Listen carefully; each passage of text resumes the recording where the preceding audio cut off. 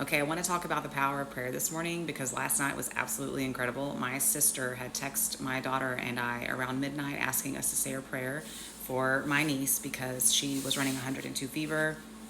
She wasn't acting right, of course, and her breathing was a little bit off, so they were rushing her to the ER. They live like 20 minutes away. So I sat from the ER. So I sat in prayer with God and I thanked God that my niece was happy and healthy and whole and healed, that her fever would break, that they wouldn't find anything wrong with her. I envisioned her as her happy little cooing self because she's just adorable.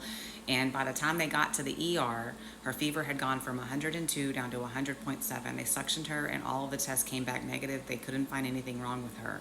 I thanked God that it was already done. Whenever you're praying, you don't pray from a place of like please God or please Jesus or begging or pleading for something to happen. You come from a place of thanking God that it is already done. And then you envision yourself as the person you want. If you have something wrong with you, you envision yourself being whole or healed or whatever you want. And then your intention goes out for what you want. I'll give you another example. In 2018, I was diagnosed with temporal lobe epilepsy by 3 different neurologists. I did not want that diagnosis. I told them they were wrong.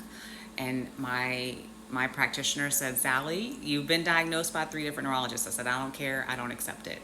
Well, I had lost my job. I lost my ability to drive. I couldn't live alone. I couldn't take care of my kids by myself. I mean, they were a little bit older. My daughter was leaving home, but I had my son and I couldn't see him as often as I wanted because I couldn't drive to go get him. It was just awful. I tried their medicine because I wanted my life back, but it made me just feel miserable, and I would cry, I'd be depressed. It was just, I would be angry. It just wasn't good. So one day, probably 6 or 8 months later, it was in 2019, I said, I will not have another seizure from this day. I do not want to live life like this. I would rather just not be here. You know what I mean? If I had to live like this. So I chose not to live like that anymore. I made the decision.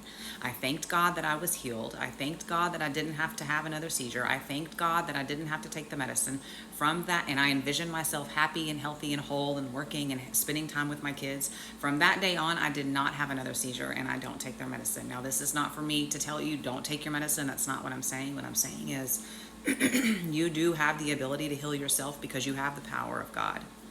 And with God, everything is already done. You are whole and happy and healed. So anyway, the power of prayer, you come from a place of saying thank you and envisioning yourself the way that you want it to be, and you setting an intention for your life. That is the power of prayer. All right.